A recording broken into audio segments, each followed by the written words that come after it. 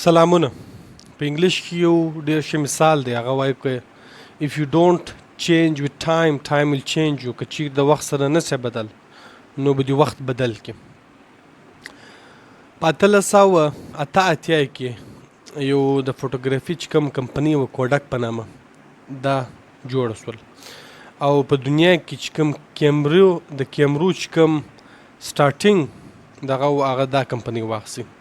د 1888 پورې دا کمپنۍ د ټول دنیا چې کوم کیمرې ولې 80% چې کوم مارکیټ و هغه د دې کمپنۍ په لاس کې و. دې کمپنۍ درې شیان جوړول. یوه خو کیمره جوړول چې پر هغه ډېره کمه ګټه کول، بل چې ولو چې کوم د کیمرې رول یعنی د دې د مخ چې کوم کیمرې وي پکې یو رقم رول لوېدی هغه یې جوړاوی. دریم چې کوم شی ول هغه د هغه وخت چې کوم پرنټ ول یعنی یو دی کاغذ و چې پر هغه باندې دا تصویر به چاپېدی هغه شی هم جوړوي. نو دا درې شیان د جوړوله کیمرې باندې د ګټه کم ول او د اصلي چې کوم ګټه ول هغه پر دا رول بو او دا چې کوم کاغذ چې پر کوم کاغذ باندې دا پرنټ کوي د تصویر پر دې باندې ګټول.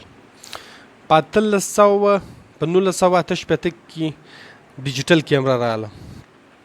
نو کوډک لکه څه رقم چې ټوله کمپنۍ چې وله هغه پر دې دوو شیانو ولاړ وله، پر رول او پر دغه ولاړو.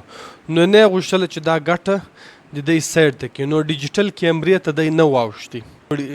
نور چې کوم کمپنیانې ولې کوم کمپنیانو چې په ډیجیټل کیمرې باندې کار وکړي هغه چې مخته سولې او په اخر کې په 2011 کې په 2011 کې دا کمپنۍ چې بلیونز اف ډالر ریونیو وله یعنی مالیت یې په کرباو ولو دا کمپنۍ بنده سول. څه وجه؟ د وخت سره نه بدل سو. دغه رقم یو ډېره ښه کیسه د مسلمانان سره سوې ده. په 1442 کې څه وخت اول سر کې پرنټر رالی. نو دا پرنټر چې هغه په جرمني کې جوړ سو او په 25 کال اندر کې چې کوم سایډ ته کوم علاقې وې د یورپ هغه ټولو پرنټر واخیستي او پر هغه کار شروع کړي. ولې پخوا چې کوم کتاب ول یو کتاب په میاشتو جوړېدی. نو څه رقم چې څه وخت چې پرنټر رالی پرنټر له وجې د کتابو چې کوم د چاپېدو سپیډ هغه زیات سو. یعنی کوم کتاب چې د مخه په میاشتو چاپېدی هغه کتاب اوس تا ته په ورځو کې درسیږي. نو دا یو سپیډ ور زیات کړي. په هغه وخت چې کوم د مسلمانانو یو خلافت ولو څه وخت چې هغه ته پرنټر راوستی نو د مسلمانانو چې کوم هغه وخت امیر و هغه دا خبره وکړه چې په اسلام کې چې کوم د عربي زبان چې کوم پرنټینګ دی هغه حرام دی. نو لہذا موږ پرنټر نه استعمالو. ظاهره خبره ده خلیفه خو نو د خپل دماغ څخه خبره نه کوي. د دې وشاته نور هم غټ خلک ول چې هغه دونه تنګ نظر او پوښ نه پوهېدل چې هغه د وخت و دغه ته نه وکتل او پرنټر یې منع کوي، پرنټر یې پابندي پر ولګول. نو دا د 200 کاله بعد ها خلکو کتابونه جوړول او اخیستل او نور ځایو ته استول. هغه چې کوم هغه ډېر مخته ولاړ. یعنی هر سړی د هر سړي سره کتاب ورسره و، د هر سړي سره دا یو قابلیت ورسره چې هغه کتاب ووایي. یو شی ډېر عام سول. کتاب پخوا کې چې ول هغه دار کم و چې د یو خاص سړي سره یا به ډېر موړ یا به د باچا سره یو لایبرري ورسره او نور د هیچا سره هم کتاب نو. نو د پرنټر له وجې د کتاب هر سړي ولاس ته ورورسېدي. لکه زه رقم چې پخوا موبایلونه په اول سر کې راغله نو د موبایلو کوم دغه ول هغه د یو خاص سړي سره و د وخت سره چې څونه پروډکشن تیز سولو د دې چې کوم قیمت هغه هم کم سولو او د هر سړي ته هم په لاس ورلی. وزه جلا بحث دی چې موبایل ښه شی دی بد شی دی هغه جلا بحث دی. نو دغه رقم کتاب د هر سړي ته په لاس ورلی.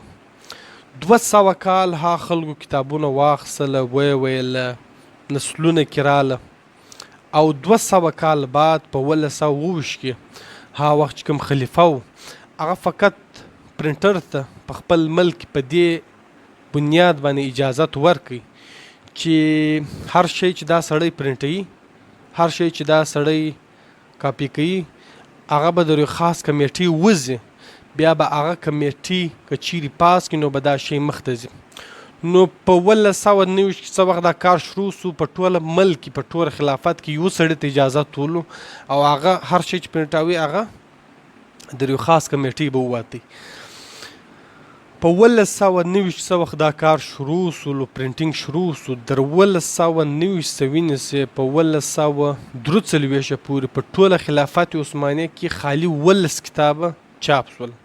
وجه چې شوله، خو ولې یو شي باندې لیمیټ ورکړي، یو شي ته لیمیټ ورکړي. اوس که د اجازت ورکړې ولای هر سړي ته چې ته یې ولګوئ نو به کتابونه 19 نه 19,000 به چاپ سوي وله. چونکې تنګ نظري وله، کم علمي وله، نو دا کتابونه 19 چاپ سول. د هغه رقم بعد کې په ټوله مصر کې چې کوم اول پرنټر راغلی هغه په 1898 کې راغلی او هغه وخت چې کوم سروې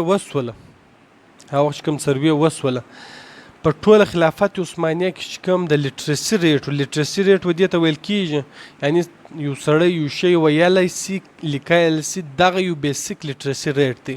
نو په ټوله خلافت عثمانیه کې د لیټرسي ریټ چې ول هغه 2% و، جبکې چې کوم د انګلند هغه وخت په 1800 چې کوم لیټرسي ریټ و هغه کې چې کوم د میلز ول چې کوم نرانو د هغو چې کوم لیټرسي ریټ هغه 60% و او چې کوم ښځې ولې د هغو لیټرسي ریټ 40% و، 40%.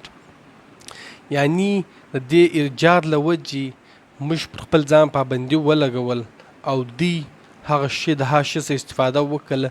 دوی زموږ څخه په دا 200 کاله کې دونه مخته ولاړه چې په یو وخت کې د دوی دا سوچ هم نسو کېدلی چې دوی به در موږ مخته ولاړ سي یا زموږ څخه به زیات ترقي وکړي. نو وخت چې دی که چیرې د وخت سره نسي بدل، وخت به دې بدل کړي. وخت نه دا ګوري چې ته مسلمان یې، نه دا ګوري چې ته غیر مسلم.